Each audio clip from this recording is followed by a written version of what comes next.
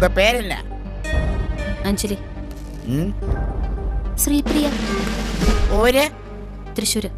ഓഹോ, മലയാളിയാണല്ലേ. അപ്പൊ இந்த கோவில் வந்தா രണ്ടുപേരും മട്ടുംതാ. ഭാരതീയർ യൂണിവേഴ്സിറ്റിയുടെ ഒരു പ്രൊജക്ട് വർക്കിന് വേണ്ടി വന്നതാ. കൂട്ടത്തിലെ ക്ഷേത്രത്തിലും.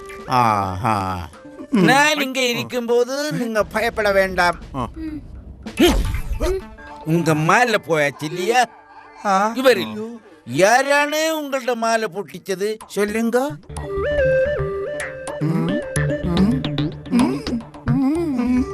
മതി, ബാക്കി ഞാൻ പറയിച്ചോളാം. എവിടാ മാല? എടുക്കടാ മാല. അത് സാർ മാല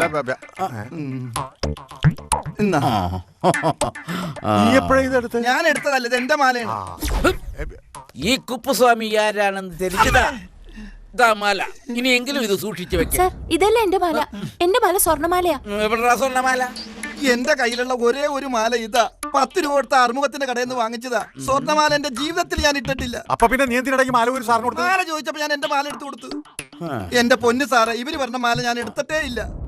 അപ്പൊ പിന്നെ ഇവൻ എടുത്തിട്ടുണ്ടോ? ചോദിച്ചു നോക്കി, ചിലപ്പോ. നീ എന്താ പറയണേ? നമ്മള് രണ്ടുപേരും കൂടിയാ?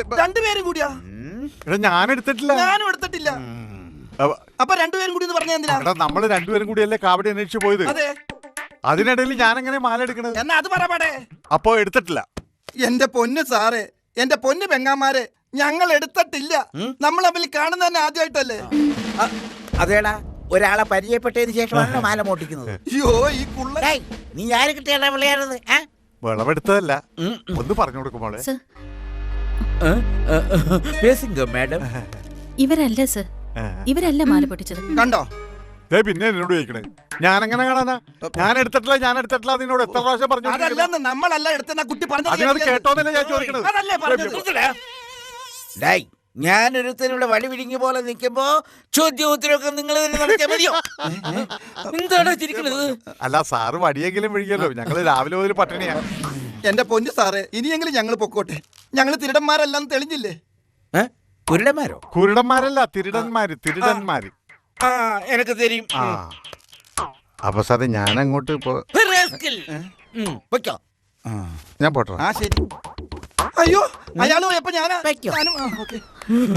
സർ, ഞങ്ങളിവിടെ കുറച്ചു ദിവസം കാണും. വേണ്ട പോലെ ചെയ്താൽ മതി. അയ്യോ, അത് തന്നെ പറയണോ? ഞാനേറ്റ്.